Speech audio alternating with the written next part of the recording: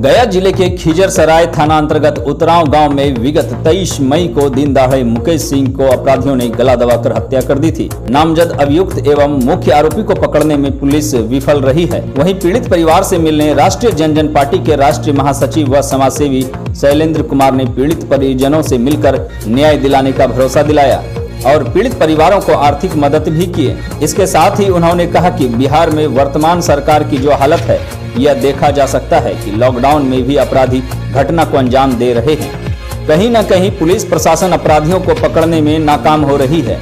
इतनी बड़ी घटना घट रही है और सीनियर एसपी पीड़ित परिवार को न्याय की भरोसा दिलाने भी घर तक नहीं पहुंचे हैं।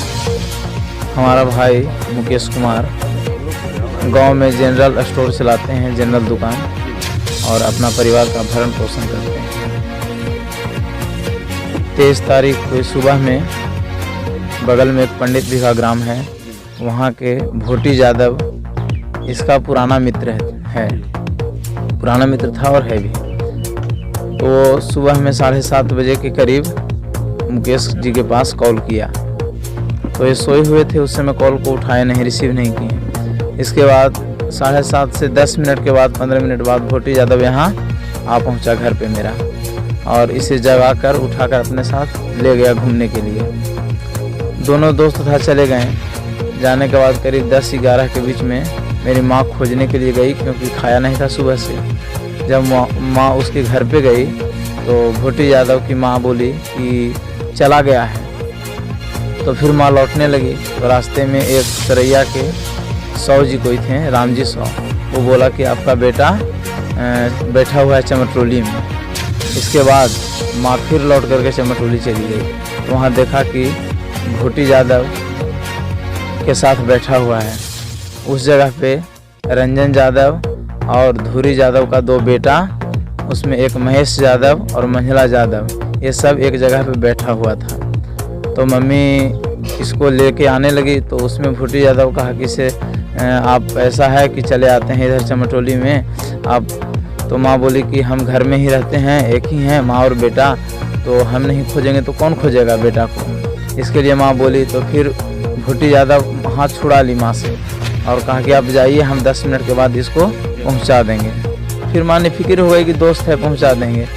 इसके बाद करीब 2 घंटे के बाद 12 बजे के करीब माँ स्नान करके पूजा पाठ की। इसके बाद फिर खोजने के लिए गई, तो उसके बाद फिर नहीं पता चला। उसके बाद फिर माँ सोची कहीं गई होगी, कहीं गया होगा, आ जाएगा। फिर माँ घर लौट आई। उसके बाद करीब 3 बजे 4 बजे के करीब गांव में उधर के सभी लोग लगभग जान चुके थे, हरिजन टोली में यह घटना हुआ, और वहाँ के सभी लोग करीब 12 से 1 के बीच में घटना हुई। 1 बजे के बाद सारे हरिजन टोली में उधर लोग जान गए थे, लेकिन इधर कोई खौफ से नहीं आया कहने के लिए। जो वो ज़्यादा वे मर्डर में थे, ये बंदूक लेकर के सरेआम 10-20 बार घूमा है और लाश लेकर के घुमाया गया है भी। और इसके डर से कोई, मतलब हमारे गांव में इन्फॉर्मेशन तक हम लोगों को नहीं मिला कि आपका बेटा मार कर फेंका गया है। तो इतना उसका वर्चस्व और गुंडागर्दी, इससे हम लोग सारा गांव डरा हुआ है। और इसके बाद एक व्यक्ति, हमारे गांव के एक मालिन है जो उधर चमटोली में गई थी किसी काम से, तो उसको लोग बताया कि वह गिरा हुआ है। तो इसके बाद घर से 2-4 लोग गए कि गिरा हुआ होगा, तो गए लाने के। इसके बाद देखा कि वह तो मार कर फेंका गया है। कारण कुछ भी नहीं है, और हमारे गांव से या यहाँ से कोई भी लड़ाई वहाँ का नहीं है, आपसी कोई मतभेद नहीं, दोनों में एक अच्छा रिलेशन है। और लेकिन यही वर्चस्व, आपसी वर्चस्व के लिए वो जो है इसमें शामिल, ये अपना वर्चस्व जमाना चाहता था पूरे क्षेत्रों में, और खुलेआम गुंडागर्दी इसका चलता है यहाँ। और इसी के कारण ये इतना सीधा लड़का था कि इसको कोई अगर 2 लपड़ मार भी दे तो ये उसका जवाब नहीं दे सकता था। इस घटना के अंजाम तो यही 5 लोग, उसमें और इनका हरिजन के हैं जिसको नामजद अभी तक खुलासा नहीं हुआ है। पुलिस के पास हम लोगों ने गया, तो थाना प्रभारी इसका खुलकर सपोर्ट कर रहे हैं। और यहाँ पर हम लोग थाना प्रभारी को आग्रह किया कि हम लोग का अंतिम जो है वह प्रशासन पर ही विश्वास है, तो प्रशासन भी इसका कोई समर्थन नहीं कर रही है, इसकी कार्रवाई नहीं। एक भोटी यादव जो बुला कर ले गया उसको अरेस्ट कर लिया है, इसके बाद हम लोगों ने नाम जो दिया उसको कोई अरेस्ट नहीं और मुरेठा बांध कर खुला घूम रहा है। और हमारे गांव से लोग बाज़ार जाते हैं, सरैया बाज़ार, तो बीच में टेक करके उसको डराता है, धमकाता है और गाड़ी से ओवरटेक करके उसको मतलब कि माइंडली डिस्टर्ब करता है। जी जी, और प्रशासन कोई भी इसकी सुरक्षा नहीं कर रही है। यदि प्रशासन सपोर्ट नहीं करती है जी और उनका बजट दिखता रहता है, जी आप लोग किस तरह से जाएंगे, आंदोलन कैसे करेंगे? जी, हम लोगों ने सबसे पहले तो शांतिपूर्ण आंदोलन के लिए कहा और सभी लोगों से, जितने भी प्रशासन क्षेत्र से एवं राजनीतिक क्षेत्र से जितने भी लोग हैं, सभी लोगों को हमने आवेदन किया और फ़ोन करके भी बताया, क्योंकि ये घटना सारे लोग जानते हैं।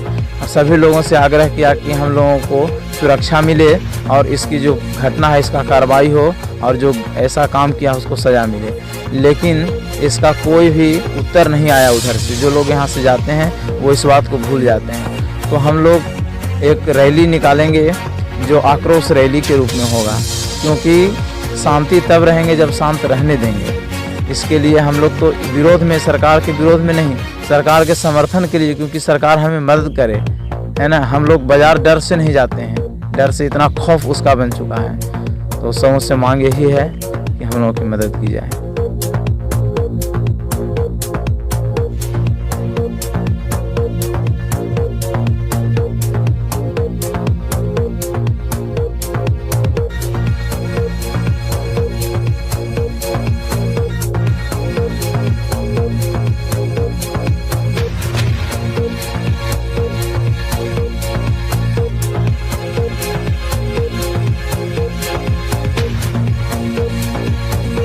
आज आप उतरावा आए हैं, क्या मामला है उतरावा का?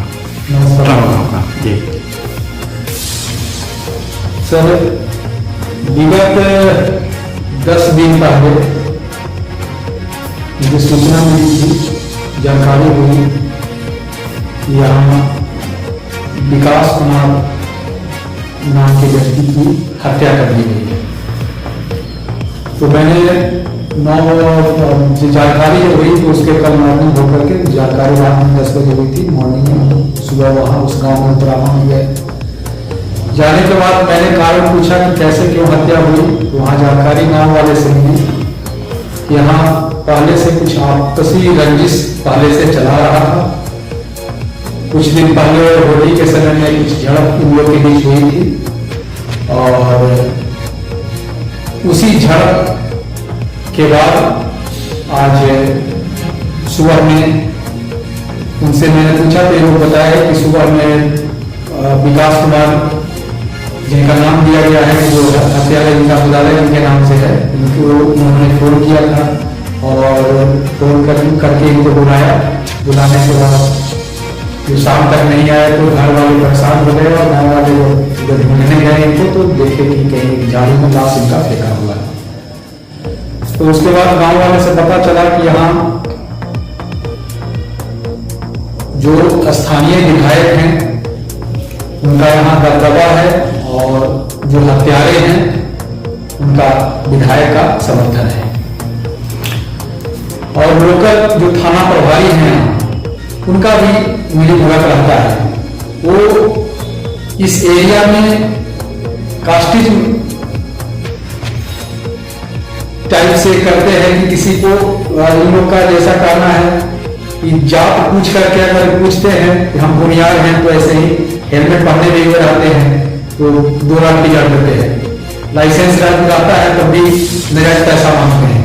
इस तरह से गांव वाले को जानकारी दी।